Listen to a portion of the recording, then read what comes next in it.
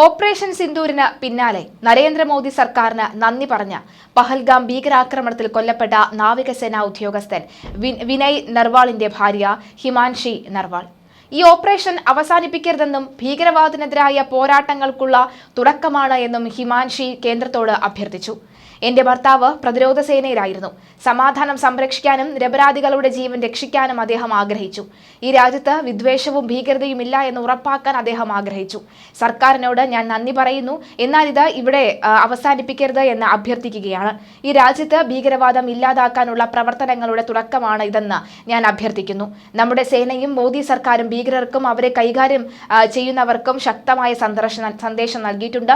ഞങ്ങൾ അനുഭവിച്ച വേദന, ആ 26 കുടുംബങ്ങൾ അനുഭവിച്ച വേദന ഇപ്പോൾ അതിർത്തിക്ക് അപ്പുറമുള്ളവർക്ക് മനസ്സിലായി.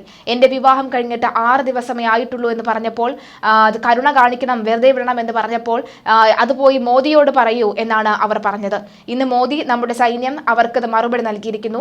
പഹൽഗാമിന് തിരിച്ചടി നൽകിയതിൽ സന്തോഷമുണ്ട്. എന്നാൽ ആ 26 പേർ ഇപ്പോൾ ജീവനോടെ ഇല്ല എന്നതിൽ ദുഃഖവുമുണ്ടെന്ന് ഹിമാൻഷി പറഞ്ഞു. പഹൽഗാമിലേതുപോലെയുള്ള ഭീകരാക്രമണങ്ങൾ ഇനിയും ആവർത്തിക്കുന്നതിന് മുൻപ് ഭീകരവാദികൾ 100 തവണ ആലോചിക്കണമെന്ന് വിനയ് നർവാളിന്റെ അച്ഛൻ രാജേഷ് നർവാൾ പറഞ്ഞു. ഹരിയാനയിലെ കർണാൽ ഭൂമി സ്വദേശിയും കൊച്ചി ദക്ഷിണ നാവിക കമാൻഡോയിലെ ഓഫീസർ ഇൻചാർജുമായിരുന്ന ലഫ്റ്റനന്റ് വിനയ് നർവാളും ഗുരുഗ്രാം സ്വദേശി ഹിമാൻഷിയും തമ്മിലുള്ള വിവാഹം കഴിഞ്ഞ മാസം 16-നായിരുന്നു. 19-ന് സൽക്കാര ചടങ്ങുകളിൽ പങ്കെടുത്ത ശേഷം 20-നാണ് മധുവിധു ആഘോഷിക്കാൻ നവദമ്പതികൾ കശ്മീരിലേക്ക് എത്തിയത്. ഓപ്പറേഷൻ സിന്ദൂരിന് 2ാം ഘട്ടമുണ്ടെന്ന സൂചന നൽകിക്കൊണ്ട് കേന്ദ്രം വളരെ നിർണായകമായ ഒരു വാർത്ത പുറത്തുവിടുകയാണ്.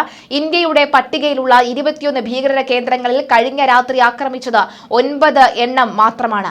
പാകിസ്ഥാൻ സൈനിക കേന്ദ്രങ്ങൾ അടക്കം ആക്രമിക്കാൻ മടിക്കില്ല എന്ന് ഇന്ത്യ മുന്നറിയിപ്പ് നൽകിയിട്ടുണ്ട്. സാധാരണക്കാരെ ആക്രമിച്ചാൽ തക്കതായ തിരിച്ചടി നൽകാൻ സൈന്യത്തിന് സ്വാതന്ത്ര്യം നൽകി. പാകിസ്ഥാനിലെ ആശുപത്രികൾ ഇപ്പോൾ നിറയുകയാണ് എന്ന വാർത്ത കൂടി വരികയാണ്. ശവക്കൂനകൾ കൊണ്ട് ആശുപത്രികൾ നിറയുകയാണ്.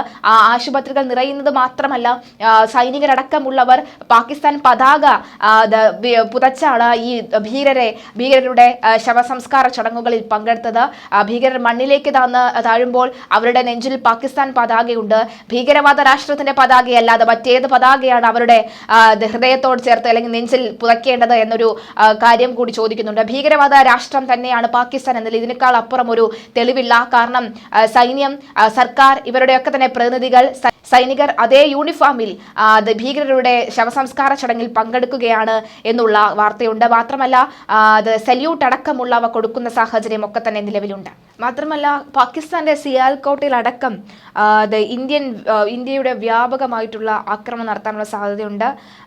പാകിസ്ഥാന്റെ സിയാൽകോട്ടയിൽ വ്യാപക സൈറൻ ആകാശത്ത് വീണ്ടും ഇന്ത്യൻ വിമാനങ്ങൾ എത്തിയിരിക്കുകയാണ്. അതായത് സിന്ദൂർ 2.0 ഉണ്ടാകാനുള്ള സാധ്യതയുള്ള സാഹചര്യത്തിൽ കൂടിയാണ്.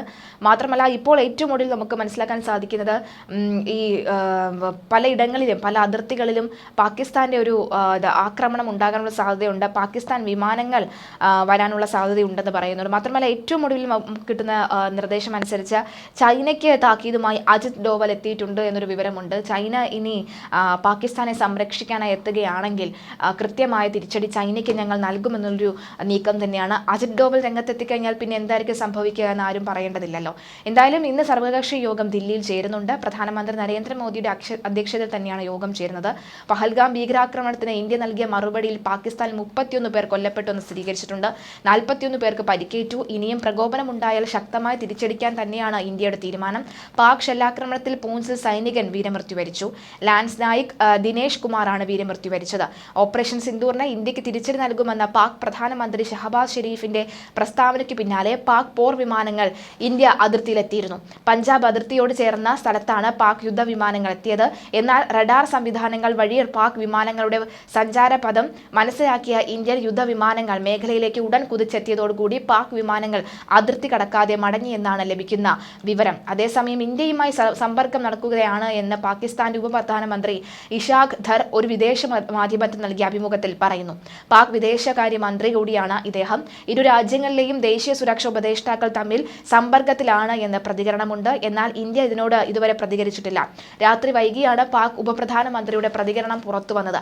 അതേസമയം ജമ്മു കാശ്മീരിലെ അതിർത്തി മേഖലയിൽ പാകിസ്ഥാന്റെ ഭാഗത്ത് നിന്ന് ആക്രമണം തുടരുകയാണ്. കശ്മീരിലെ കുപ്വാര, ഗുരേസ് സെക്ടറുകളിലാണ് പാകിസ്ഥാൻ വെടിനിർത്തൽ കരാറ് ലംഘിച്ചത്. ഇന്നലെ പഹൽഗാം ഭീകരാക്രമണത്തിന് ഇന്ത്യ നൽകിയ മറുപടിയിൽ പാകിസ്ഥാനിൽ 31 പേർ കൊല്ലപ്പെട്ടു എന്ന് സ്ഥിരീകരിച്ചിട്ടുണ്ട്. 41 പേർക്ക് പരിക്കേറ്റു. ഇനിയും പ്രകോപനമുണ്ടായാൽ ശക്തമായി തിരിച്ചടിക്കാനാണ് ഇന്ത്യയുടെ തീരുമാനം. പാക് ഷെല്ലാക്രമണത്തിലാണ് പൂഞ്ചിലെ ഒരു സൈനികന് വീരമൃത്യുണ്ടായത്.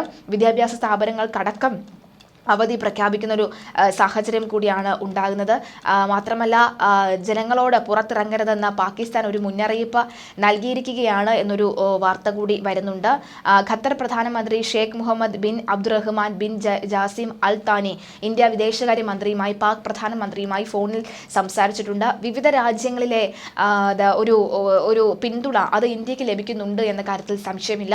ആ ഒരു ബലം കൂടി തന്നെയാണ്, സൈന്യത്തിന്റെ ബലം തന്നെയാണ് ഇന്ത്യ നയിക്കുന്നത്. മാത്രമല്ല, മറ്റ് രാജ്യങ്ങളുടെ കൂടി പിന്തുണ കൂടി നമ്മളെ നയിക്കുന്നുണ്ടെന്ന കാര്യത്തിലും സംശയമില്ല. കാരണം വളരെ സമാധാനപ്രിയരായിട്ടുള്ള, അങ്ങോട്ട് കയറി മാന്താത്ത ഇന്ത്യ എന്ന ഈ മഹാരാജ്യത്തിനെ കുറിച്ച് എല്ലാവർക്കും നന്നായി അറിയാം.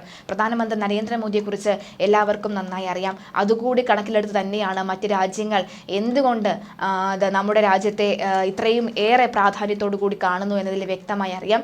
ട്രംപ് അടക്കമുള്ളവർ പറഞ്ഞിട്ടുണ്ട്, ഇന്ത്യ എന്ന രാജ്യം ഇത് ചെയ്യുമെന്ന് നമുക്ക് നേരത്തെ അറിയാം, ഇത് പ്രതീക്ഷിച്ചതാണെന്ന് പറയുന്ന ഒരു സാഹചര്യം ഉണ്ടായിട്ടുണ്ട്.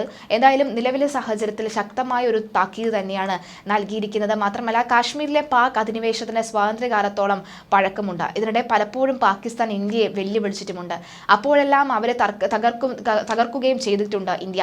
അങ്ങനെ 8 തവണ പാകിസ്ഥാനെ ഇന്ത്യ പാഠം പഠിപ്പിച്ചിട്ടുണ്ട്. പക്ഷേ ഒന്നും അവർ പഠിച്ചില്ലെന്നതാണ് സത്യം. അതിന് തെളിവായിരുന്നു 16 ദിവസം മുമ്പ് നടന്ന പഹൽഗാം ആക്രമണം. അതിന് തീവ്രവാദ കേന്ദ്രങ്ങൾ കൃത്യമായി നിശ്ചയിച്ച ഇന്ത്യ മറുപടി നൽകി. ഷെയ്ഖ് മുഹമ്മദിന്റെ മൗലാന മസൂദ് അസറിന് എല്ലാം നഷ്ടമായി. 10 കുടുംബാംഗങ്ങൾ മരിച്ചു. ഇതിലും നല്ലത് താൻ മരിക്കുന്നതായിരുന്നു എന്ന് കൊടും ഭീകരനെ കൊണ്ട് ഇന്ത്യ പറയിപ്പിച്ചിരുന്നു. റഡാർ ചിത്രങ്ങൾ അടക്കം പുറത്തു വരുമ്പോൾ ഇന്ത്യ ശക്തമായ തിരിച്ചടി തന്നെയാണ് നൽകുന്നത് എന്ന് വ്യക്തമാവുകയാണ്.